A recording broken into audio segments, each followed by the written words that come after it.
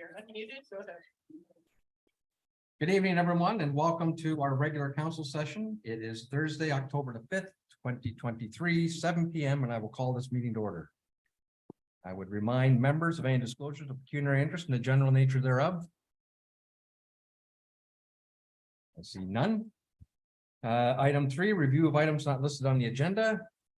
Do you have those, Thomas? Yes, thank you, Mr. Mayor. We have 4 items tonight, 3 planning staff reports, report DS 5623 regarding consent application E7123, report DS 5723 regarding a rezoning application ZBA 1123 Shaw Shipway, report DS 5823 regarding official plan amendment 34.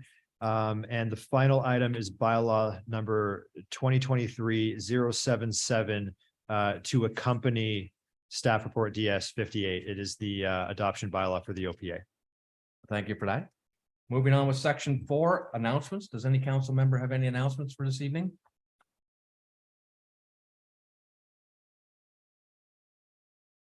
Deputy Mayor Weiser. Thank you through you, Mr. Mayor. Just wanted to take this opportunity to wish everyone a very happy Thanksgiving long weekend. Please be safe and enjoy your turkey. Thank you. Thank you for that. I guess the only announcement I have to offer is that this is recognized as Ontario Agriculture Week. So if you ate today, thank a farmer. This is just a simple way to pay homage to the farming families that work across Ontario to bring you food, fiber, and fuel. So again, thank you very much. Thomas? Just one reminder following the deputy mayor's comments that on Monday, the municipal office is closed in observation of Thanksgiving. Thank you. Megan? Also, a reminder to our residents that the October curbside bulk pickup registration ends on Tuesday, October 10th. So if you want to sign up for the October 16th pickup, make sure you do that over the weekend and get your payment to us by Tuesday. Okay, thank you very much for that. Moving on with section 7, adoption of the minutes of the previous meetings. We have the regular council meeting held September the 21st, 2023, the public planning meeting held September the 21st, 2023, and the drainage quarter revision meeting held September the 21st, 2023. I hope all council members have had opportunity to peruse those minutes. We lost Dan. He's still there. There he is. If there are no errors or omissions, I would accept a mover and a seconder for the following: that the minutes of the regular council meeting, planning, public meeting, and drainage quarter revision meeting held September the 21st, 2023 be approved as presented. Do I have a mover and seconder for that? Deputy Mayor Weisler, and Councillor Chilcott, all in favor? That's carried. Brings us down to section 11, physical services and emergency services. 11.2 reports to council. We have report FR 0423 by Harry Baronick, Fire Chief, in regarding Fire Prevention Week, October 8th to the 14th. Good evening, Chief. Your worship, council, thank you for allowing me to speak tonight. Deciding that this year is come upon us again. From October 8th to the 14th is Fire Prevention Week. And I'm here to explain what the fire department is planning for the community. On the Tuesday, Station 2 being the Stratfordville Station will be attending the schools in its area to speak to the children and to further pass on the word of the Fire Prevention Week being cooking safety starts with you. And fall that night at 7 o'clock at night at the Stratfordville Station, they'll have an open house. We're gonna have games, we're gonna have demonstrations and food for anybody that's available to come into the fire hall. The following day, Wednesday, will be for Port Burwell Station will be attending the schools in the south end. Again, speaking to all the children that they can, and further that'll be followed by at 6 o'clock at the Port Burwell Station. They will again have an open house at their station. All are welcome to attend, and we encourage them to attend. And with that, It's nice to speak to council and not ask for money. Thank you, worship. Thank you for that, Chief. Does anyone have any questions for Chief Baronick? Deputy Mayor Weiser. Thank you, through you, Mr. Mayor. Chief, just, how late are your open houses going till? Through your worship, Deputy Mayor, they're probably in the past 2 hours. Perfect, thank you. Thank you. Okay, thank you very much, Chief. We have a motion that reads that report FR 0423 regarding Fire Prevention Week, October 8th to the 14th, 2023 be received for information. Do I have a mover and seconder? I'll take Councillor Prose and Councillor Chilcott. All in favor? That's carried. Thank you. Item B, report BL 0623 by Stephen Miller, bylaw enforcement officer regarding zoning bylaw enforcement policy. Good evening, Steve.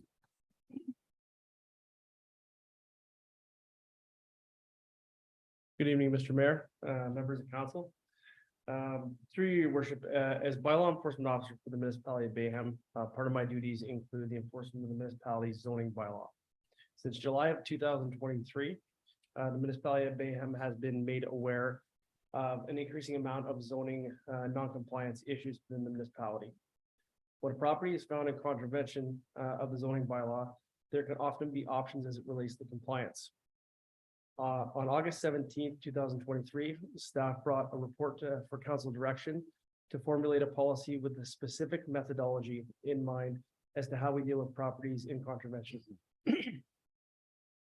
Council, by way of resolution, directed staff to report back with a draft zoning enforcement policy that included considerations of a mid-level approach to achieving compliance. A mid-level approach includes the provision of a compliance date by which the contravention of the zoning bylaw must cease and provides for a period of time for options to be considered by a property owner as it relates to compliance. The staff report attached and attached policy have been brought forward for council consideration as a result of that direction. I'll highlight some of the considerations that the proposed policy contemplates.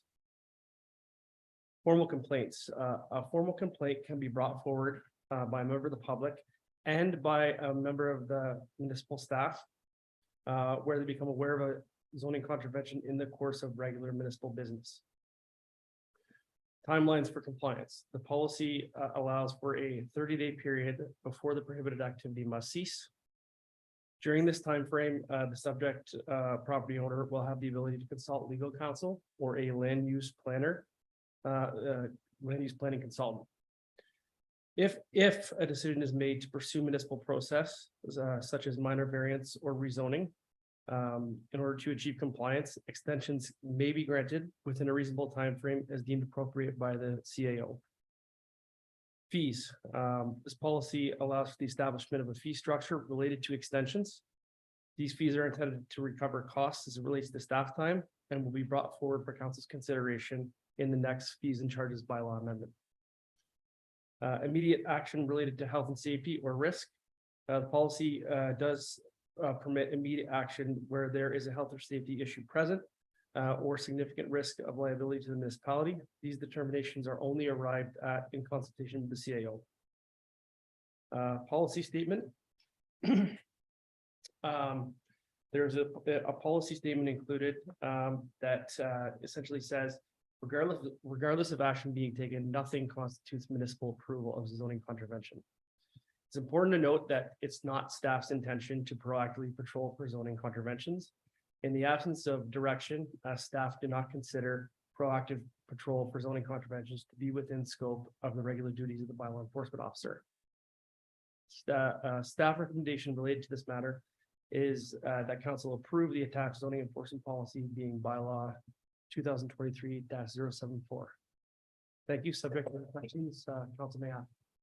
Thank you very much for that report, Stephen. Does anyone have any questions or comments? Or I open it up for discussion. Councillor Froze.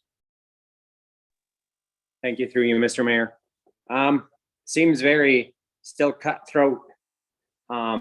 you know very well that if they get a notice in 30 days, and even if they seek legal counsel, there's no way to even begin the process. You can have one meeting, yeah, with your planner or whatever, but and then it's up to the discretion of the CAO. We all know they're just going to get shut down. So this, in my opinion, does not even come close to the middle of the road of helping people to get on board with that, with their income on compliance or whatever it is.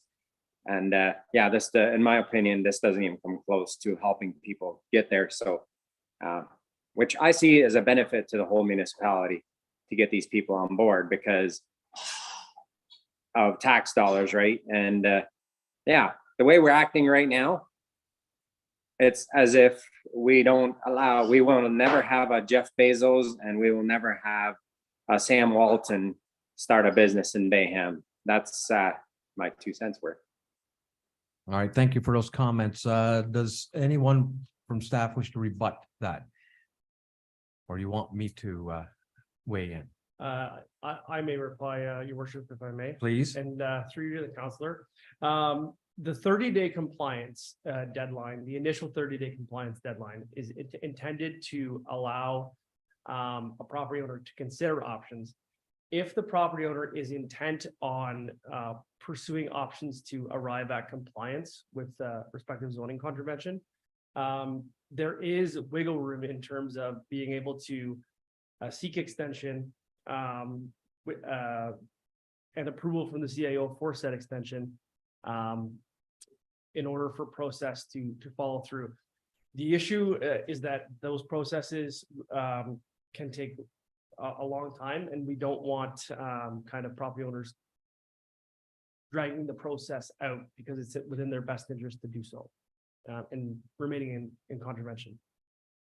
All right, Stephen, just to reiterate or restate what you've already said. The intention of the 30-day period is to give the applicant, or excuse me, those respondents opportunity to begin remedial efforts towards becoming in compliance, correct? And as long as they're taking steps to become compliant, then the extension is permitted with the approval of CAO, of course, for however long it takes.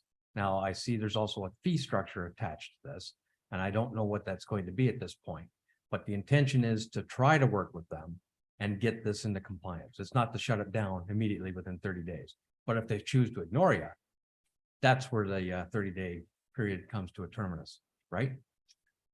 Yes, thank you, Mr. Mayor. That's absolutely correct. The 30-day compliance deadline is to allow for a property owner to consider their options. And if they choose to endeavor along achieving compliance, then they can seek extension, and that extension would likely be granted within a reasonable time frame. That is subject to CAO approval. It's not the intent to stop property owners from trying to achieve compliance, and that's why the extension is in the policy. Right. And so as long as they are working with the municipality to come into compliance, we're not, the intention is not to shut down their operations. Yes, that's correct. Okay. With the only caveat being that unless it's deemed to be a occupational health and safety or a extreme risk. Okay, I've got it. Deb, Councilor Froze, I seen your hand up. Is you still got some comments? Were you satisfied? No, I'm not satisfied with those answers. And Sam Walton and Jeff Bezos both started their businesses in their home garage for information's sake. So yeah, let's that is in my opinion, that's not satisfactory to have a discretion simply in the CAO's portfolio is I think it needs to be a larger group, because we know that these people aren't in the proper zoning, or else they wouldn't be called on, right? And so we know the short answer will be, oh, there's no way you can get the proper zoning where you are, so shut down and leave. Okay. Do you have a proposed solution there, Counselor Froze, other than just perhaps scrapping this suggestion? If you're concerned with it being in the hands of the CEO, what are you proposing? You proposing No, that not- this is a council decision or what? Not necessarily, and I'm not that it's in the CEO's hands, but him alone, yes. Just because this, each situation is gonna be different, it's gonna require a lot of staff time. And there's gonna be emotions attached to each one.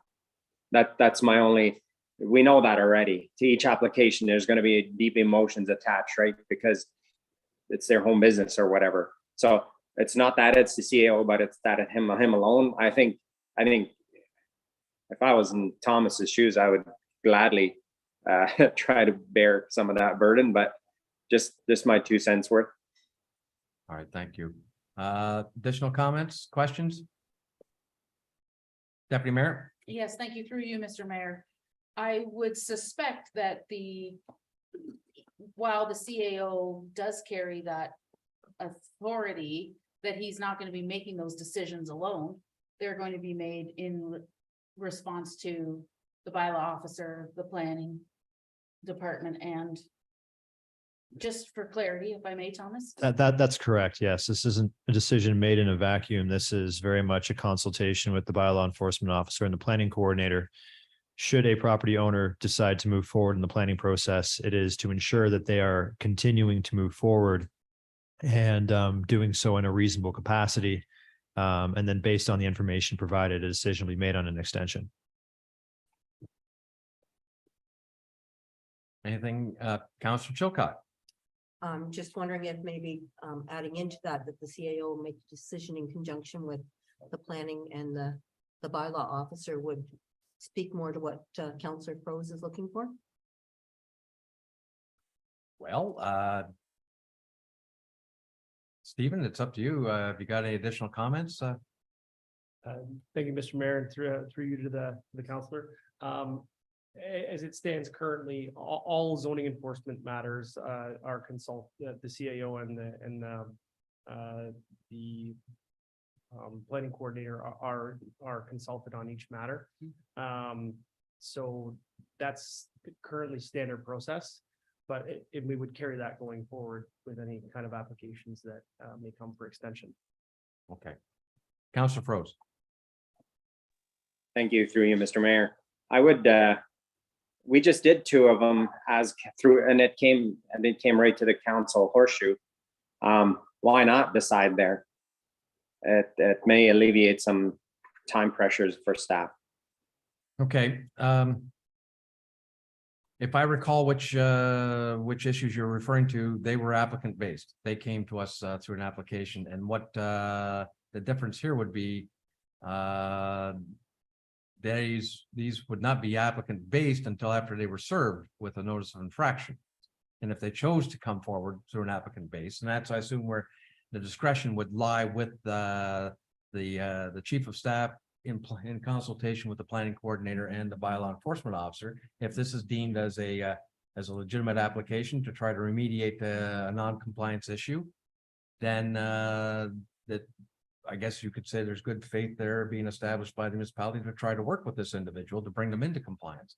I think it's a balance. I think they're trying to accommodate the needs of the community out there, those that may unfortunately be on the other side of compliance, without just immediately terminating their operations and evicting them. So it's middle ground, the way I see it. And I think this is lines up in spirit with what was asked for back in August, for a middle of the road type policy. In my opinion, but I'm just one vote. Anyone else? Deputy Mayor? Yes, thank you, through you, Mr. Mayor. I actually do really like the report. One of the things that I like about the report is that it clearly identifies the process that bylaw will be taking when there's complaints made. One of the things I think we also have to keep in mind is that if we don't have an approach like this, what message is that sending to everyone that is compliant? And we have to have some way to mitigate and work with those individuals that are not currently in compliance with our zoning bylaw. So personally, I think this approach is very fair. It gives the property owner 30 days to come forward and have a conversation and start a process of how they can get their property in compliance. So I do thank staff for the report, and I do support the report. Thank you. Any further discussion? Yep, Councilor Froze. Thank you, Mr. Mayor, through you. Deputy Mayor, Froze Vegetables, which is business, one of the businesses that I currently run in Bayham, the municipality of Bayham. We'd started completely out of compliance, and because we didn't know any better.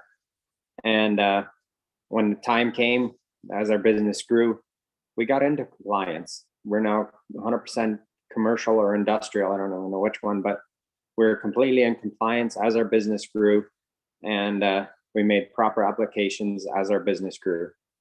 So. Thank you for those comments.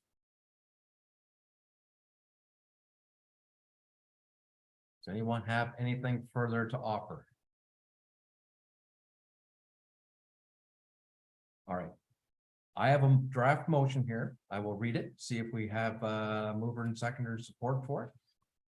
Then we'll go from there. The draft motion reads that report BL 0623 regarding zoning bylaw enforcement policy be received for information, and that council approve the attached zoning enforcement policy as presented, and that the appropriate adopting bylaw be brought forward for council's consideration. Is there anyone interested in moving and seconding that motion? Calling for a seconder. Moved by Deputy Mayor Weiser, seconded by Councillor Chilcott. All in favor? Any opposed? It's carried. Thank you, Stephen. Thank you, Mr. Mayor. Thank you, members of council. Section 12, Development Services, Sustainability and Conservation. 12.1 Correspondence, 12.1.1 to receive for information. Item A, notice of passing regarding zoning bylaw amendment ZBA 1023 Froze. Item B, notice of decision regarding minor variance application A-0923 Wall. Does anyone have any questions or concerns regarding these information pieces?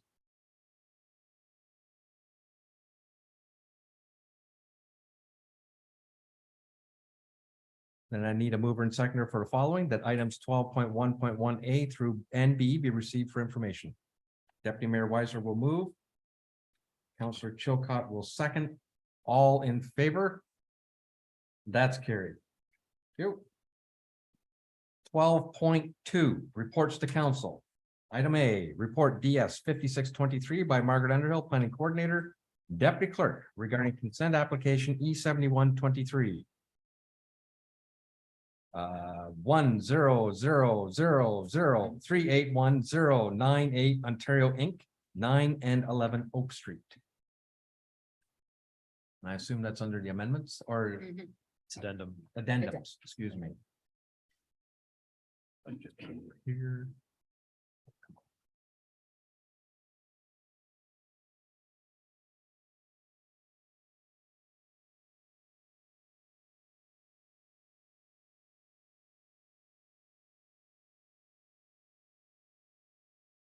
I think we're good, Mark. All right, thank you, your worship, and good evening, council.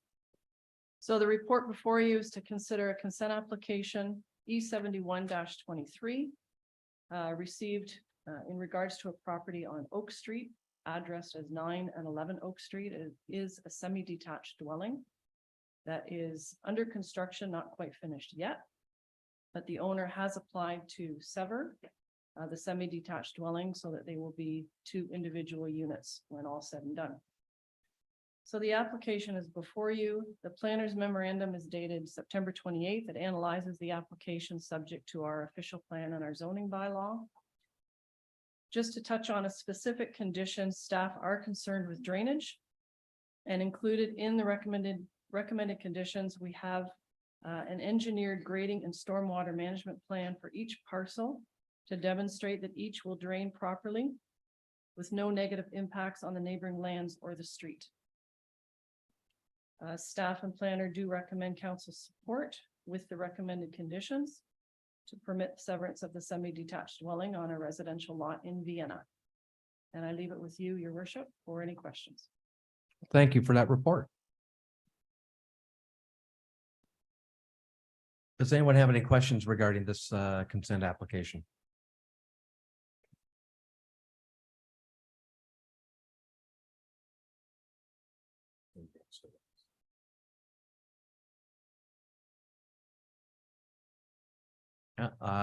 Councilor Froze, if you have any concerns or anything, you're currently not visible. There you are.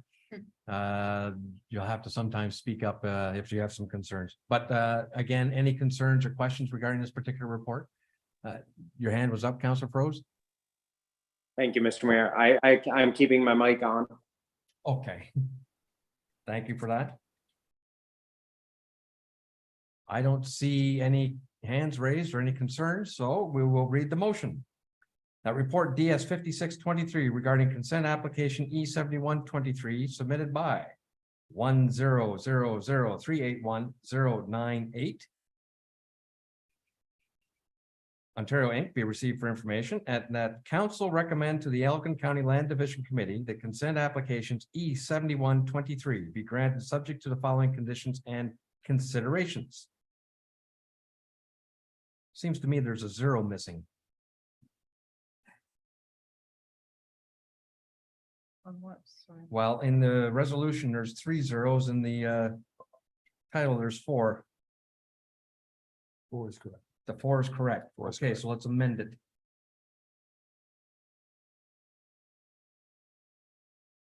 There's 3 zeros in the company name. Is that what you're? Yes, and the your company worship? name and the resolution has 3 zeros, and the company name under the title has 4 zeros. That's what caught me off guard. Okay, Okay, so let me we'll amend that. clarify. On the application, it's 1000 So it's only 3 zeros. 381098. Yes. All on the right, app- so on the the title is application. wrong then. All right, My apologies for that. no worries, but it caught me. And that council recommend to the Elgin County Land Division Committee that consent applications E7123 be granted to subject to the following conditions and considerations. 1, that the owner provides an engineered grading and stormwater management plan for each parcel to demonstrate that each will drain properly with no negative impacts on the neighboring lands or the street, all to the satisfaction of the municipality. Number 2, cash in lieu of parkland fee payable to the municipality is required in municipal bylaw number 2020-053. And 3, planning report fee payable to municipality. 4, provide a digital copy of the registered survey or plan of survey. We have a mover and seconder for that. Councillor Chilcott will move, Deputy Mayor Weiser will second. All in favor? That's carried. Moving on to item B, report DS 5723 by Margaret Underhill, Planning Coordinator, Deputy Clerk, regarding rezoning application ZBA 1123 Sean Shipway, 10-465 Plank Road. Margaret? Thank you, your worship, and through you to council. The report before you is to consider a rezoning application to rezone a property at 10465 Plank Road. The purpose is to rezone the rural residential lands to permit livestock uses and livestock related buildings and structures. Whereas section 7.11.1 of the zoning bylaw does not permit these uses in the rural residential zone. The effect of the amendment will be to permit the new livestock uses, livestock related buildings and structures on the subject lands as per the application. We had the public meeting on September 21st with no signed in attendees and no person speaking to the application and no written public submissions. The planner's memorandum dated September 26, 2023 analyzes the application and determines that more information is required. A planning opinion cannot be provided with respect to the zoning bylaw amendment application's conformity with the official plan. And it's explained in the report. There is a concern about any MDS2, which is separation between livestock and residential uses. And there is concern that there is potential conflict between livestock use on the property and existing surrounding residential. So we would see that that would be determined by an MDS2 report or an analysis to be provided. The second policy of the OP pertains to a nutrient management strategy. We don't know if the proposed use will generate an in excess of 5 nutrient units, which is kind of the trigger for those studies. So if we can get the applicant to confirm that they are less than, then we wouldn't require that nutrient management strategy, but we would still want to have an analysis on the MDS2. So I have been communicating with the applicant. They are fully aware of this. They've seen the report. They understand what they need to do. They are aware that they can make contact. I provided a link to some consultants that they can speak with in order to get the information. So I'm fully expecting that they will come back with that information to help us determine the compliance with the OP. So at this time, given that we had the public meeting, we will recommend that we defer the application until we can get that information and then bring it back for council's consideration. So I will leave it with you, Your Worship, for any questions. Thank you for that report, Mark. Does anyone have any concerns with deferral at this time? Personally, I don't.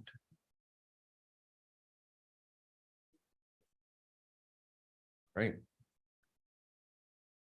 The motion reads that report DS 5723 regarding the Charles Shaw and Debbie Shipway rezoning application ZBA 1123 be received for information. And that council defers the requested zoning bylaw amendment applications for the following reasons.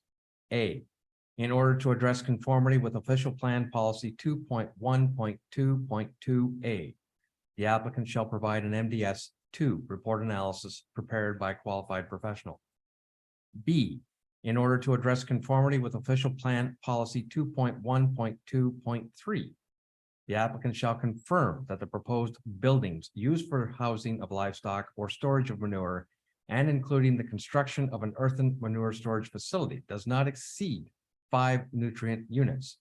Should the proposed use exceed 5 nutrient units, the applicant shall provide a nutrient management strategy prepared by a qualified professional.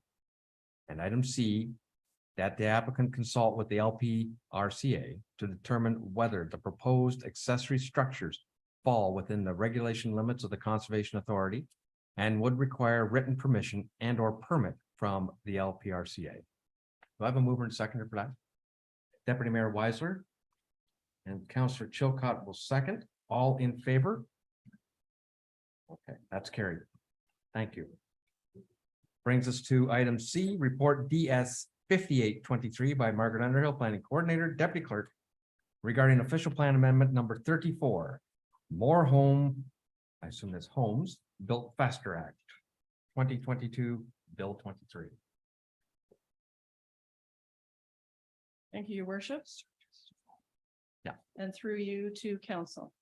I'll just start out by saying that we do have 2 municipal planners online.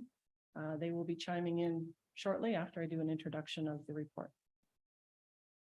So the report before you, council will remember that we received staff report CAO 3123 on May the 4th, outlining changes in Bill 23 and the foreseeable impacts for the municipality.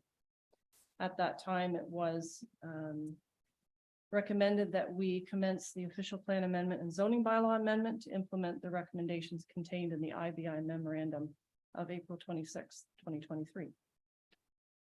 So the recommendations were that we would lead an official plan amendment, address the changes from Bill 23, recommend changes to our official plan and our zoning, and come back with that to council. What we have in the report is our draft OPA 34.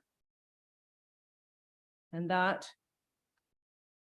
is addressed, and the changes are outlined in the Arcadis memorandum dated September 29th, and most up to date, a memorandum that was provided today, October the 5th, and circulated to council because there was a minor revision that had to be made to the additional residential units section that we want to talk about tonight.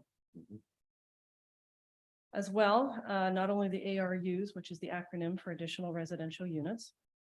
We also want to bring out a specific point for consideration. There is no longer a requirement for a public meeting for plans of subdivision. And it's currently referenced in our official plan. Bill 23 removes the statutory requirement to hold a public meeting during the draft plan of subdivision approval process. This is further discussed in the planner's memorandum. So that is one other point that we do want to have some discussion about. As per the process for the official plan amendment, public meeting was held August 17th. There were no public comments received. So before you is a draft official plan amendment 34, provided for consideration.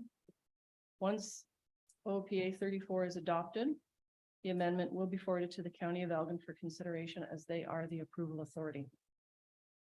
So not only, just to point out, there was an updated memorandum circulated to council today with that minor revision. As well, the OPA 34 in draft form was amended and circulated to you as well today. And it was reflecting the ARU changes, okay? So attached to the report, like I said, there's September 29th memorandum, the original OPA 34, but there are updated memorandum and OPA 34 to speak to tonight. And we do have our planner. He's ready to speak to the memo and the OPA 34 changes. Hi, Christian. Hello, Margaret. Thank you very much for introducing this agenda item. Good evening, Your Worship, as well as members of council. My name is Christian Simonidis. I am the municipality's consulting planner who prepared the memo as well as the draft OPA number 34 document with my team. I'm also joined by my colleague Douglas Stewart tonight. He's the Associate Manager of Urban and Regional Planning of Arcadis, formerly known as IBI Group. We will both be available certainly to answer any questions or comments that may come up. So first of all, I'd like to say thank you very much for giving me the opportunity to speak tonight. Certainly, this is my first time speaking in front of Your Worship and members of council. It's certainly virtual, certainly different than in person, but I hope one day to meet you all in person.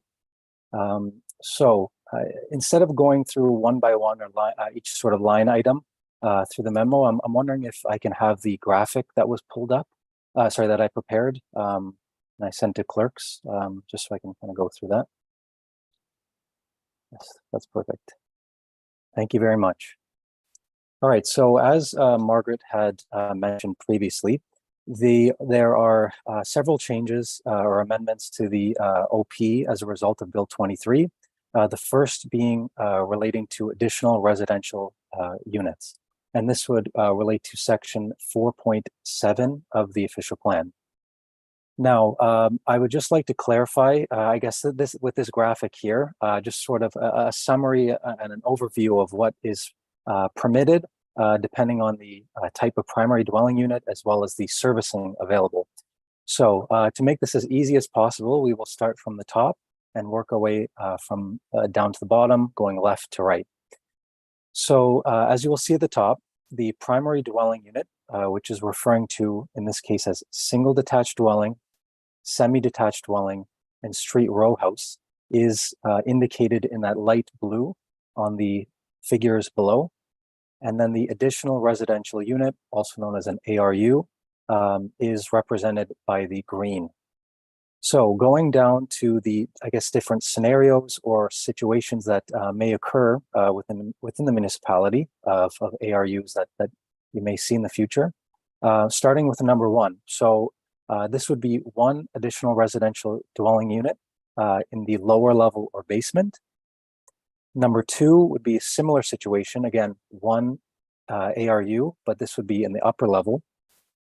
The third scenario would be a connected ARU to the primary dwelling unit. So that would be, a connected addition to that existing primary dwelling unit.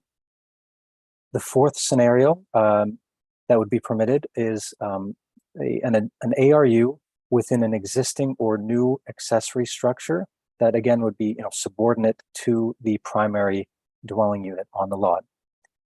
Number 5. So number 5, this is where we start going into situations where there would be 2 additional residential units on a lot. And you can see one would be within the primary dwelling unit, and then one would also be in an existing or new accessory structure on the lot. The 6th scenario would be having both of the 2 ARUs within the primary dwelling units. So that could be, one in the lower portion and one connected, or one in the upper portion and one connected as a result of a addition. So now that we've established the various scenarios or types of ARUs that you may see, I will point to the orange box that's surrounding the first 4 scenarios. So that orange box surrounding the first 4 scenarios relates to servicing, so of partial or private water and sewer services. So you would only be able to develop up to 1 ARU with those 4 scenarios on lots that have partial or private water and sewer services. So you would not see, you would not be permitted to have 2. Again, only 1 would be permitted on partial or private water and services. Next, I would point to the dashed blue line surrounding all 6 scenarios. So this blue dashed line, what this represents is all of these scenarios would be permitted or possible in the municipality on lots that are on full municipal water and sanitary services. So again, lots that are fully serviced, those is where you would see 1 additional residential unit or up to 2 in those scenarios of number 5 and 6. So certainly this, I guess, gives an overview or summary of, I guess, the additional residential unit scenarios or changes that may occur as a result of the amendments due to Bill 23. And I would ask that we skip to the second page here that I have, please. Yeah, so as Margaret previously mentioned, today you would have received a revised memo and OPA 34 document. So on the left was the original, on the right is what was revised. So the section that was revised, again, pertains just to the additional residential unit section, section 4.7. And truly the revisions relate to 1, separating or creating a distinction between the maximum of 1 additional residential unit on partial or private servicing. So you can see that's the very first paragraph on the right side. So that again is just the creating a distinction or separating the paragraphs to ensure that there's a clear distinction between the two, is that 1 additional residential unit is permitted on private or partial water and sewer services. And then that also separated the second paragraph, which alludes to up to 2 additional residential units on fully serviced municipal sanitary and sewer services. The second revision noted on the right side is that you'll see in the very first paragraph, bolded, it states or accessory building. So I needed to ensure that there was a clear distinction that you are on partial or private water and services permitted 1 additional residential unit in an existing existing or new accessory building. So again, that was just the second and final revision that needed to be made with respect to the memo as well as the OPA 34. Now this is, I guess, going off of not relating to what you see on your screen now, but certainly what Margaret had mentioned with removing the statutory public meeting for the draft plan of subdivision application. So in the memo, you would have seen at the bottom sort of an analysis or interpretation of the sort of advantages or disadvantages of the of including or removing the statutory public meeting for the draft plan of subdivisions. And certainly it is our opinion that the statutory public meeting can be removed. It is our opinion that there are certainly other opportunities or avenues for public consultation.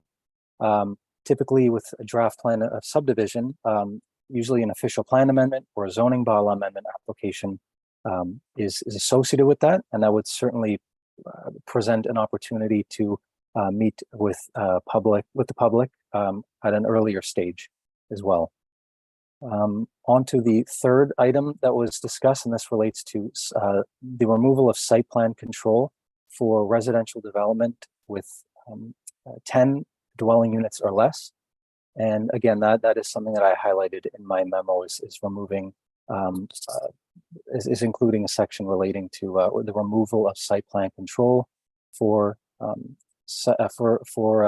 residential development that is 10 dwelling units or less. So I am certainly available to answer any questions, and Douglas and I will be able to hopefully answer any questions or clarify anything should you have anything to ask. Thank you. Thank you, Christian, for that, taking us through those changes. Does anyone have any questions? Of course, these are legislated changes. We don't exactly have any choice, do we, Margaret? Not much, except the one about the public meeting for plans of subdivision. You do have an option there to discuss. But the ARUs, we're just implementing that into our existing documents, changing the name from secondary dwelling unit to additional residential unit. So that is a needed change. Absolutely. And I certainly appreciate the revisions that came forward today because it makes it a lot clearer. So thank you for that. All right, discussion on public meetings. Yes, Deputy Mayor. Yes, thank you through you, Mr. Mayor. Perhaps just a question for Margaret. Do we have, historically, have we had a good turnout when we have plan a subdivision public meetings? I don't remember Through your ever worship. having one, to be honest with you. For your worship to the deputy mayor, a good turnout. I'm not sure what good turnout implies. Perhaps maybe I can clarify. Have we had public participation? Yes, there's been Yes. public participation on two that we've already considered. Right.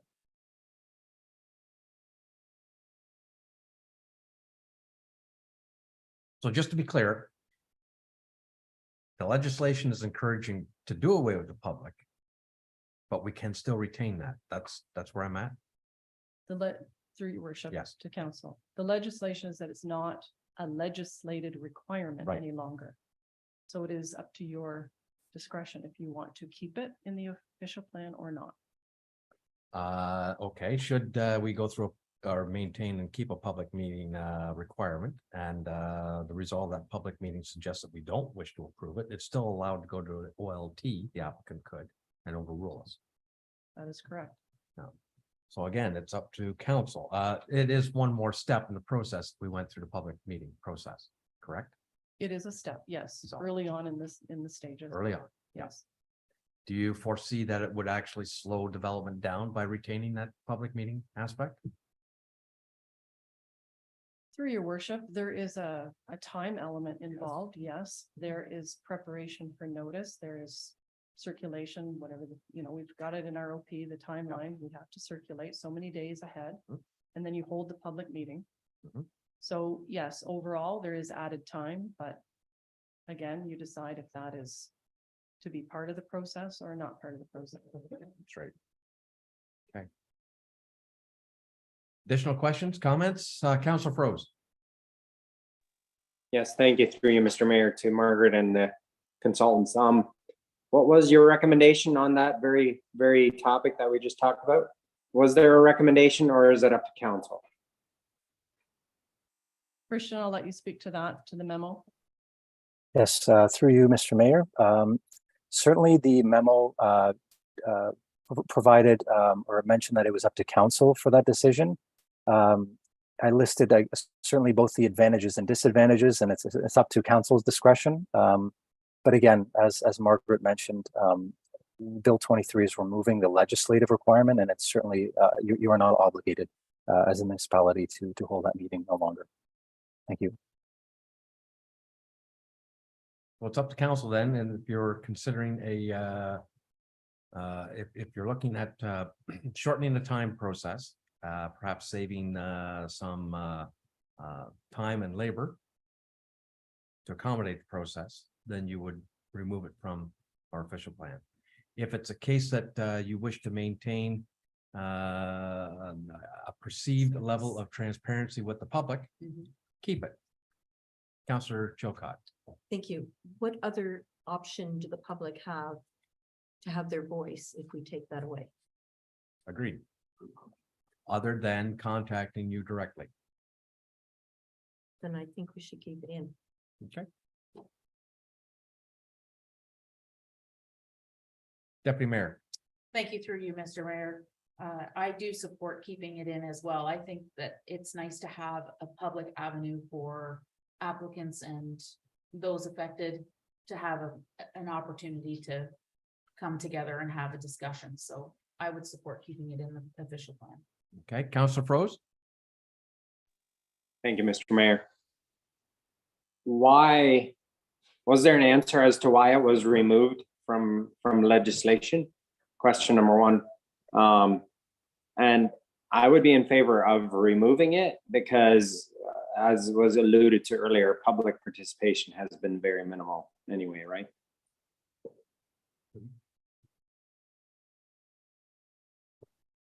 So through you, Mr. Mayor, I may be able to answer the first question. So it is my understanding that the purpose of removing the public meeting is certainly to reduce redundancy in consultation with the public. Because again, as I previously mentioned, typically when a draft plan of subdivision application is received by the county of Elgin, there is usually an associated official plan amendment or zoning bylaw amendment application to permit such uses on and to advance the draft plan of subdivision. So certainly in many cases there would be public consultation regardless with during the OPA and ZBA applications.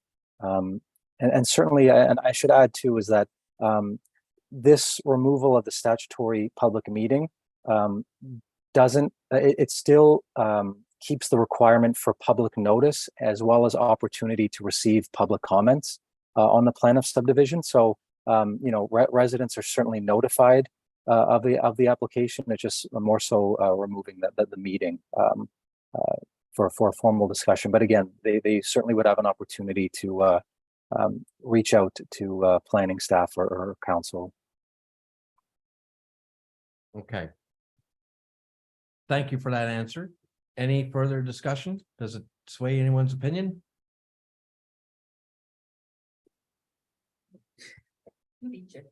Counselor Chilcott. I just wanted to clarify. So there is a voice for the people that Yeah. want to speak. It's just not in open forum. That's what you're telling me? That's for Christian, Oh, right? sorry for Christian.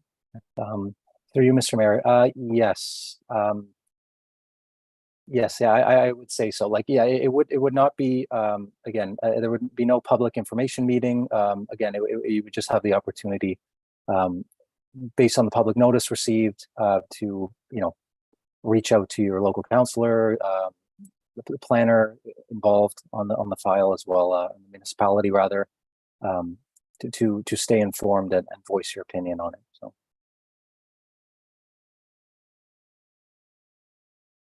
Deputy Mayor. Yes, thank you through you, Mr. Mayor. For clarification, do all plans of subdivision go to county? Through your worship, yes. And when they get to supplementary, thank you through you, Mr. Mayor. When it gets to county, is there a public meeting at the county level? Through your worship. A plan of subdivision is an application to the county by the county. It's their application. So someone would submit their application to the county of Elgin. And then it's our responsibility to schedule and circulate the public meeting. Not theirs. Our responsibility. So we prepare the notice, we circulate, we hold the public meeting on their application.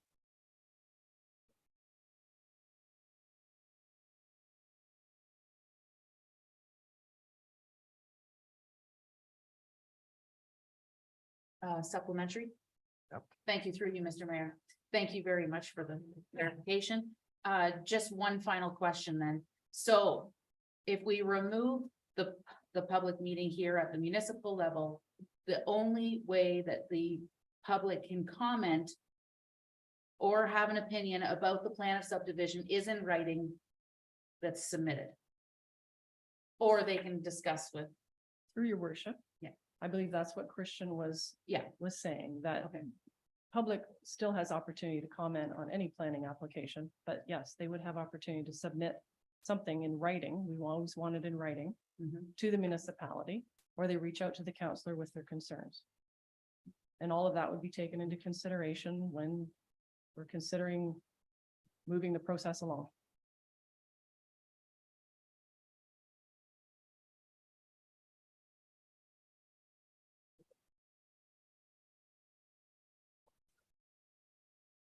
All right.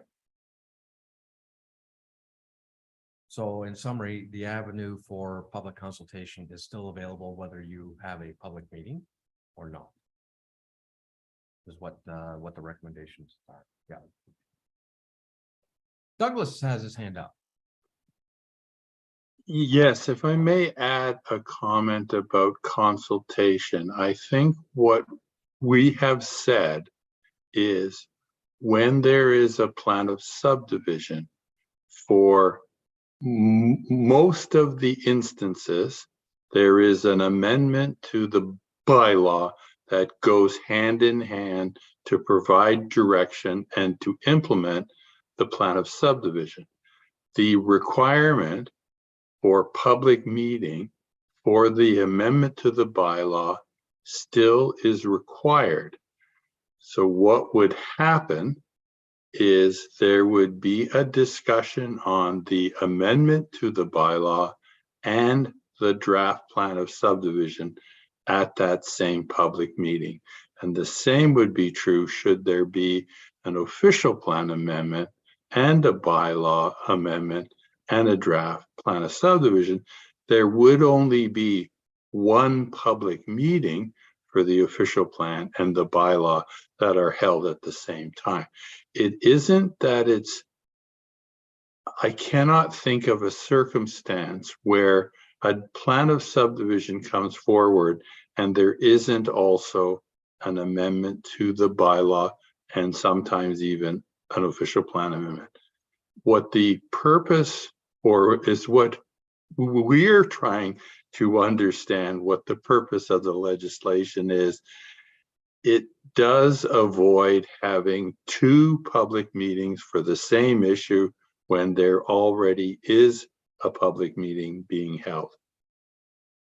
Thank you for that clarification. Does that help, council? So essentially it's removing a redundancy. Councilor Chilcott. Yeah, as long as people have a voice, I'm good with it, with removing it. And I think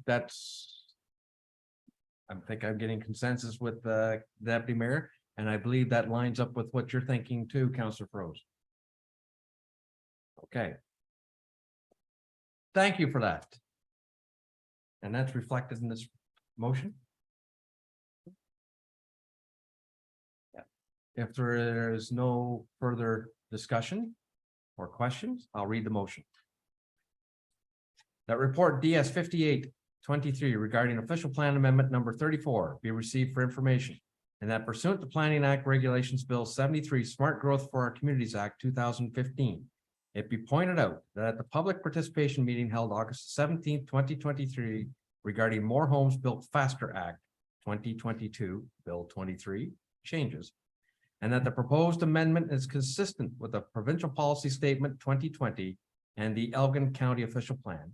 And that bylaw number 2023-077 being an adopting bylaw for official plan amendment number 34 regarding consistency and conformity to the Planning Act as a result of recent provincial legislative changes included in the More Homes Built Faster Act 2022, Bill 23, be presented for enactment. And that adopted official plan amendment number 34 be forwarded to the County of Elgin for approval. Worship? Yes, Mark, please. Sorry, I was reading while you were reading the fourth paragraph. Did you say bylaw number 2023-077 as amended? No, I didn't. Would you please? I will. Is that because it wasn't in there. It is now. Okay. That just pertains to the comments that I made earlier about the recirculated OPA 34 this afternoon. Thank you for that. Hearing the amended resolution, is anyone willing to move and second that? Counselor Chilcott and Counselor Froze will second. All in favor? That is carried. And thank you very much, all of you. Thank you, gentlemen from Arcadis. Have a Thank good you very evening. much. Have a good evening as well, everyone. Take care. Thank you. Okay, that brings us down to section 13, finance and administration, 13.1 correspondence, 13.11 to receive for information. Item A. Town of Midland regarding catch and release justice. Item B, City of Hamilton regarding support for basic income. Item C, City of Cambridge regarding declaring intimate partner violence an epidemic. Item D, City of Quinte West regarding support for municipality of Wawa, resolution regarding chronic pain treatments. Item E, Township of Montague regarding request for review of MFIPA. F, Township of Puslinch regarding request for review of MFIPA. G, County of Elgin regarding September 12, 2023 County Council highlights. H, County of Elgin regarding September 26, 2023 County Council highlights. Does anyone have any item they wish to bring to council's attention or ask clarification on?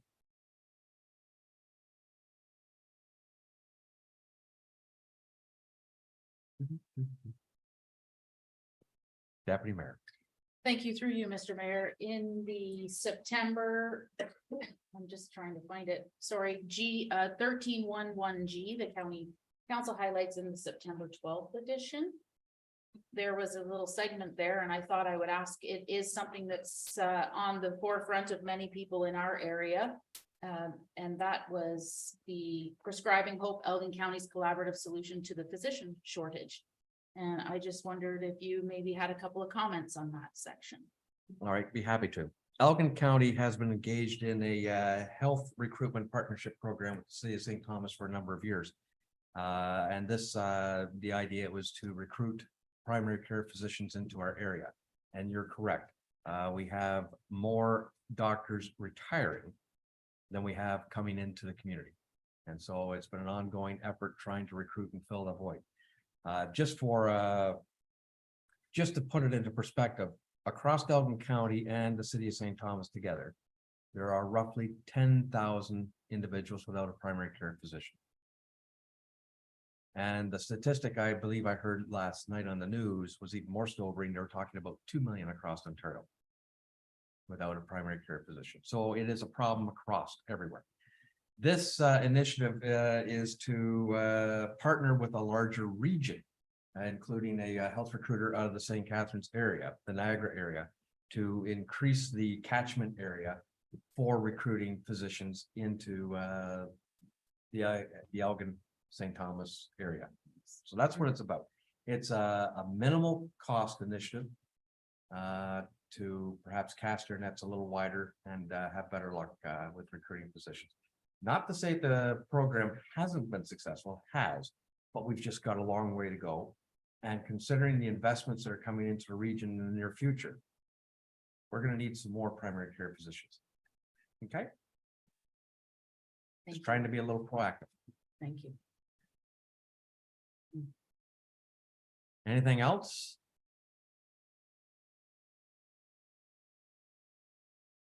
Okay.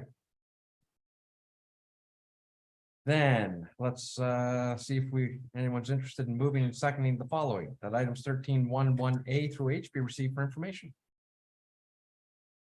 Moved by Deputy Mayor Weisler, seconded by Councillor Chilcott, all in favor. And that's carried. 13.12 requiring action. Item A, the Otter Valley Naturalists regarding an initiative to plant a native host plant and pollinators garden. Thomas, you're going to speak to this? Yes, Mr. Mayor, I will speak to this, and I would note that Mr. Tom Manley from OVN is in the audience tonight, should council have any questions. The OVN reached out to the municipality in September looking for some sort of municipal support for a demonstration pollinator garden at the Stratfordville Library on the north side. And in correspondence with the OVN, we had identified that it would go a long way to have a support letter from Elgin County because they do operate our libraries for us. Elgin County has provided a letter of support for the OVN in this venture. They would be looking to locate the demonstration pollinator garden at the north side of the building between the property line and the building.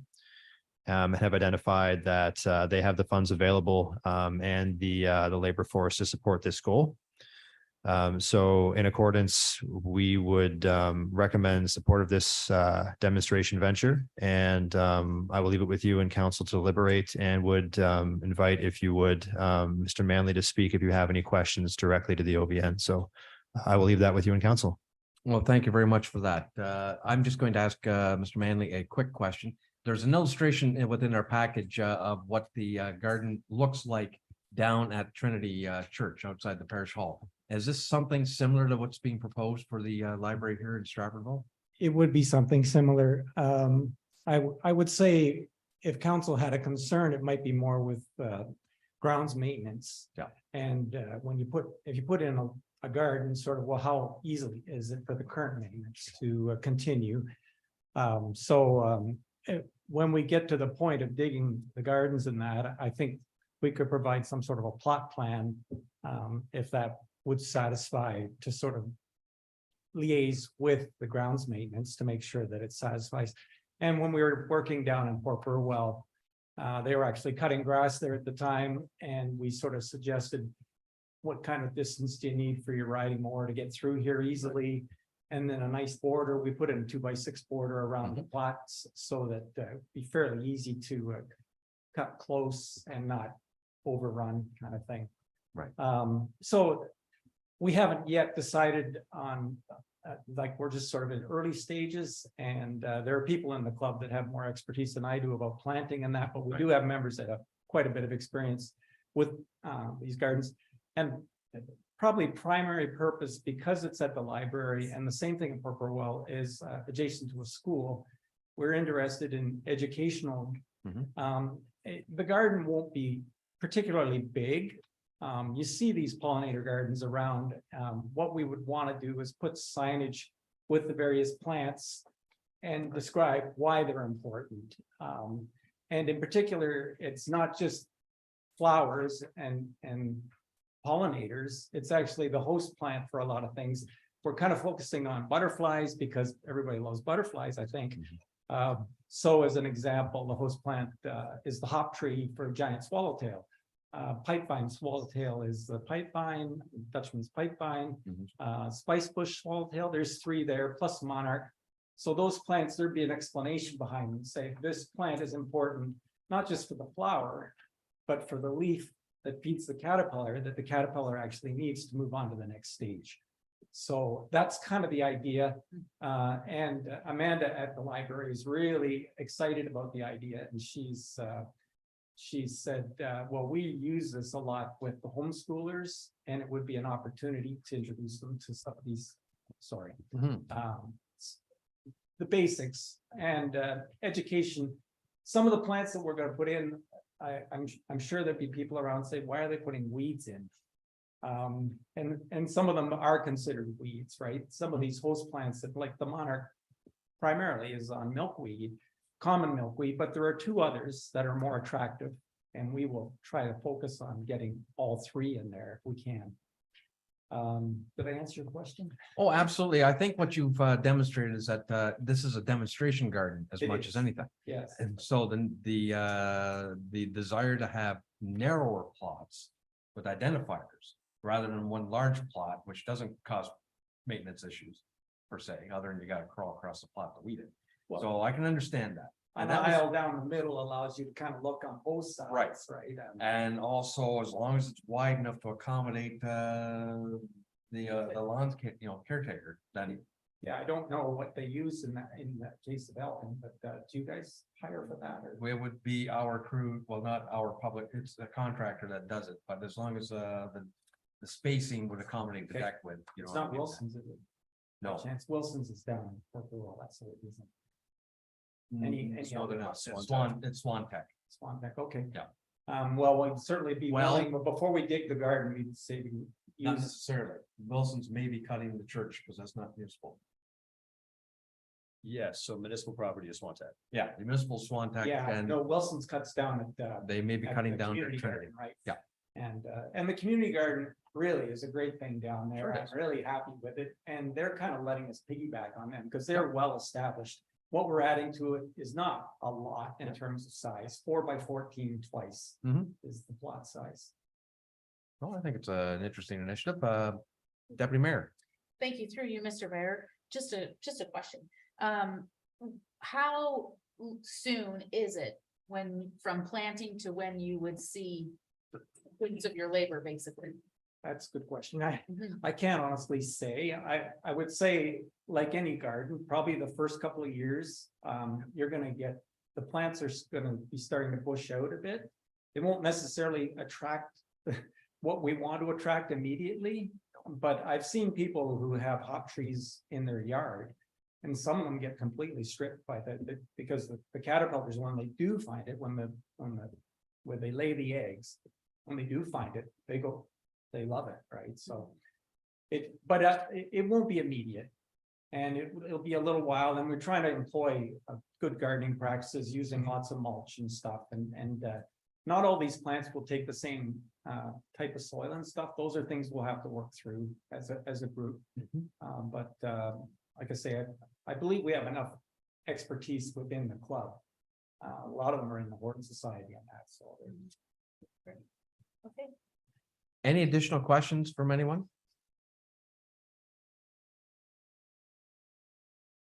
Good. Thank you, Tom. Thank you, Mr. Mayor.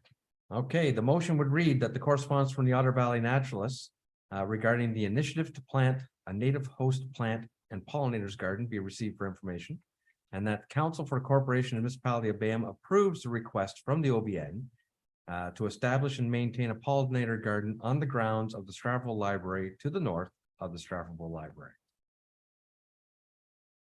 And that staff be directed to work with the OBN for proper placement of the garden and signage to the satisfaction of municipality. And that the OBN provide proof of insurance consistent with the municipal standards for same for the use of the grounds as identified. Do I have a mover and seconder for that? Councillor Froese will move, Deputy Mayor Weiser will second, all in favor. And that is carried. 13.2 reports to council, report CAO 5123 by Thomas Thayer, CAO, regarding housing affordability task force recommendations. Thomas. Thank you, Mr. Mayor. So this report comes forward from correspondence received by the new MMAH Minister, the Honorable Paul Calandra. He's reaching out to municipalities seeking input on the Housing Affordability Task Force recommendations, the report of which was published in February of 2022. This correspondence was received on September the 15th, and was followed up September the 25th. The minister is requesting that each head of council identify their top 5 priorities stemming from the report to help guide future action with respect to housing affordability in Ontario. This correspondence was provided to staff. Staff have drafted the report with the appended draft recommendations to convey to the ministry. The deadline to provide these recommendations is October the 16th. It's worth noting that the ministry has not required council as a whole to discuss and approve these recommendations. However, they are before council tonight for transparency and discussion purposes, should there be any. Noting some high-level points within the report generally is one that is geared more towards larger urban centers. So some of the comments with respect to development adjacent to major transit stations, for instance, or suggesting for multi-story housing above 12 stories, frankly, does not fit within Bayham's context, particularly when it comes to challenges for the fire department and various apparatus to service 12+ stories. I'll just briefly walk through some of the staff comments, sort of section by section in the report. Generally speaking, staff oppose unlimited height and limited density permissions without provincial financial support to improve fire response to these types of buildings. Also, generally speaking, the unlimited height and limited density would not be in keeping with the rural and hamlet village context we have in Bayham. So these are more geared towards the larger urban centers. The recommendations to create a more permissive land use planning system that override municipal policies and mandate province-wide zoning standards would not necessarily be supported, since local input into planning decisions has generally resulted in better development in our community. Staff would agree that the delegated authority for site plan or minor variances could be an appropriate recommendation. We do currently have site plan delegation through bylaw 2022-046, but not minor variance. And staff agree that digital participation options is also a good way to engage the public. However, we don't see these as being priority at this time. With respect to the second section, so staff are amenable to considering some of the aspects of this section, particularly where it comes to simplifying some of the legislation and planning documents and offered standardized pre-cons. Staff, however, do not recommend any simplifying of the system to reduce timelines or approval requirements, as these might impact the municipality's ability to conduct its due diligence and employ a thorough planning and development review. And while a standardized plan of subdivision agreement template is also a consideration, we are wary of reductions to security provisions, which could saddle the municipality with infrastructure requirements should a developer not satisfy requirements under such an agreement. So some of these recommendations from this section are included in the top 5 recommendations, which are attached as attachment 4. The third section speaks a little bit more to the development finance, and we would not be in favor of much in this section, as the municipality in recent years has adopted a growth should pay for growth mentality. So any limits on cash in lieu payments, interest rates on DCs, any limits to DCs might create financial challenges for Bayham in the future. And given our relatively small budget, we would not be in favor of anything that potentially impacts those finances.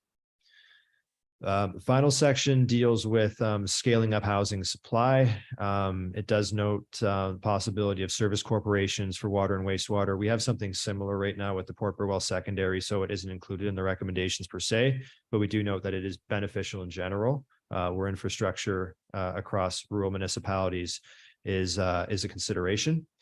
And we would be in favor of recommendations to expand the labor force and providing training for trades, in particular in rural areas where that may be hard to find or procure at sometimes. So these are suggestions that, again, staff would support. While also not noted or included in the recommendations at this time, it's worth noting that recommendations for extra funding to invest in core infrastructure, such as sanitary, road, above ground linear infrastructure to support the potential for or incoming growth, is also something to consider. And while not solicited, we are of the opinion that it could be included because it is a pressure for us. And once more, the improving assessment timelines to allow municipalities to capture revenue sooner for new growth and appropriately finance the cost of development in a shorter time frame. We are still working off of the 2020 or 2016 assessments. We're 7 years behind, which does impact the amount of taxes the municipality can bring in, and therefore the tax rates on certain property classes. This is something that impacts everyone Ontario-wide and is particularly impactful to rural municipalities that don't have the same depth of property classes that an urban municipality like the City of London, for instance, may have. All the information is attached here too for council's consideration. Attachment 4 are the recommendations that staff have identified at this time. We would be interested to know if there is any discussion or consideration of these recommendations. Should council wish to adopt these recommendations, then staff will work with the head of council, the mayor, to add the appropriate commentary and the rationale for our choices, and we would forward that on to the minister before the deadline. So, Mr. Mayor, Council, I will leave that with you for deliberation, and I'm available for questions. Thank you for the report, Thomas. Any questions, concerns, comments? Deputy Mayor. Thank you. Through you, Mr. Mayor. This is just, thank you very much to staff for the report. Just a comment, if I may, this is, many of a conversation has been had around the AMO table Mhm. in this regard, and we're hearing this a lot through Roma as well, that, particularly your comments near the end about, growth is great, but it has to be supported. And it has to be supported by upper levels, because there is a huge divide between how we can provide these services without having some massive infrastructure upgrades. And most of the rural municipalities that I'm sitting around these roundtables with, they are all in dire need of upper level funding. So anything we can do in our report to stress that is going to support the reports that are coming forward as well through AMO and Roma. So just a couple comments there. Thank you. Well, thank you for that. Just a question to you, Deputy Mayor, in your position with AMO. Are the recommendations that we're proposing here going forward somewhat in line with what you're seeing expressed from other members or whatever else or representations to AMO? Thank you through you, Mr. Mayor. Yes, it very much in line for. It's very similar. Thank you. Yeah, absolutely. Any additional comments, concerns, changes?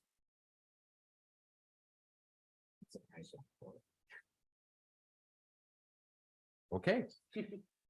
The motion would read the report CAO 5123 regarding housing affordability task force recommendations be received for information.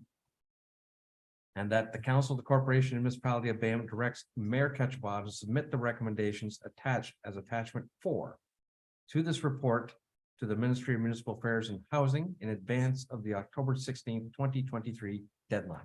Do I have a mover and seconder? Deputy Mayor Weiser and Councillor Chilcott will second. All in favor?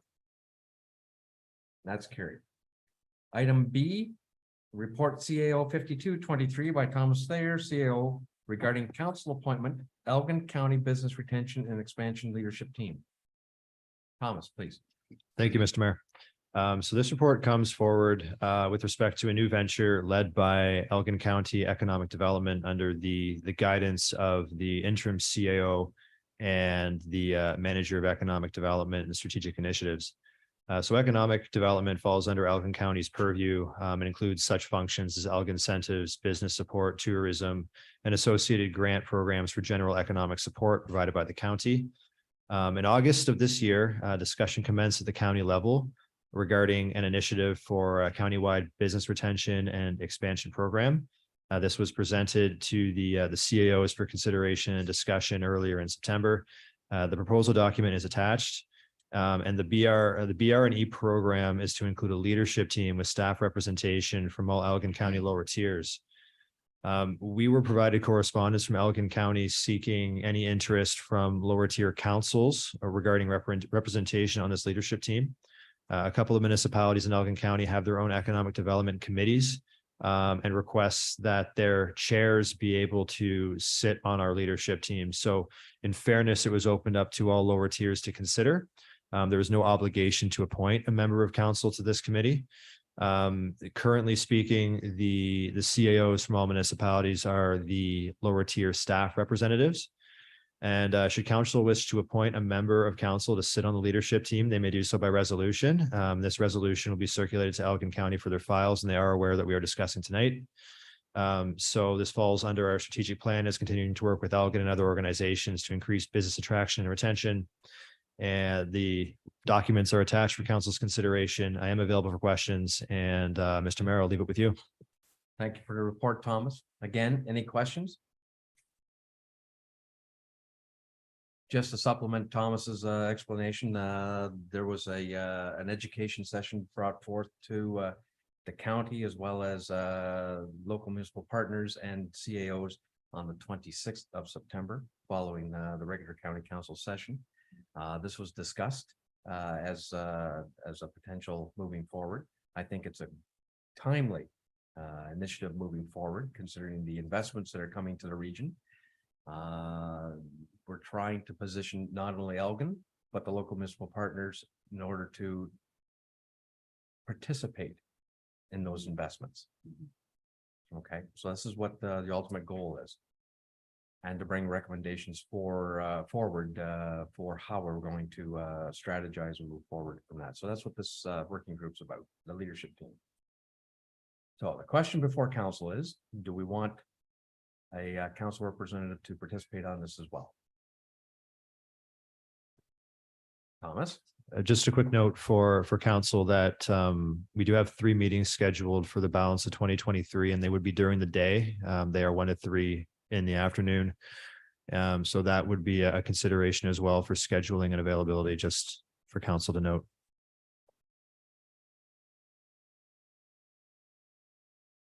I see all kinds of hands jumping forward and wanting to volunteer for this. And unfortunately, I understand work schedules tend to get in the way. I'll tell you, I am interested. But if someone else wishes to do it. Yes, Deputy Mayor. Thank you, through you, Mr. Mayor. Just a comment. I mean, this has been a discussion we've had multiple times around the table, and economic development is a really pressing issue for Bayham, and I would absolutely support our engagement at the table and support if there is availability. So for sure, I would definitely be in support of us participating. Yeah, just a comment. Okay, well, to be honest and be clear, Bayham is participating through the CAO. Yes, The that's question correct. before you is, do you want council participation as well? Councillor Chilcott. Thank you. I would love to do this, but unfortunately, I don't have the opportunity during the day to Yeah. go to meetings, especially 3 of them in the next 3 months. So if you would be willing to do this, I would support that. Well, yeah, put a motion forward. I would like to put a Have you motion got something? forward. You've got something, Megan has something for you. Thank you, Megan. So we would have that report CAO 5223 regarding council appointment, Elgin County Business Retention and Expansion Leadership Team be received for information. And that council appoint Mayor Ketchabah as Bayham's representative to sit on the Elgin County Business Retention and Expansion Leadership Team. So Councillor Chilcott will move that. Yes. Is anybody willing to second that? Looks like Councillor Froze. He didn't volunteer for a job. He'll second it. All in favor? Carried. Thank you. Which brings us to the bylaws, section 14. We have we have 3. Bylaw number 2023-065, being a bylaw to provide for drainage works in the municipality of Bayham and the county of Elgin, known as the Hampton Municipal Drain Improvements. Item B, bylaw 2023-075, a bylaw to adopt a zoning enforcement policy. And bylaw number 2023-077, being a bylaw to adopt official plan amendment 34. Questions, concerns on the bylaws? Mover and seconder on the bylaws. Deputy Mayor Weisler and Councillor Chilcott, all in favor? That's carried. Thank you. Jumping down to section 17, bylaw. I beg your pardon. Did I not do that? Do you want me to? All right. That bylaw number 2023-065 be read a read a third and time and finally passed, and that bylaws numbers 2023-075 and 2023-077 as amended be read a first, second, and third time and finally passed.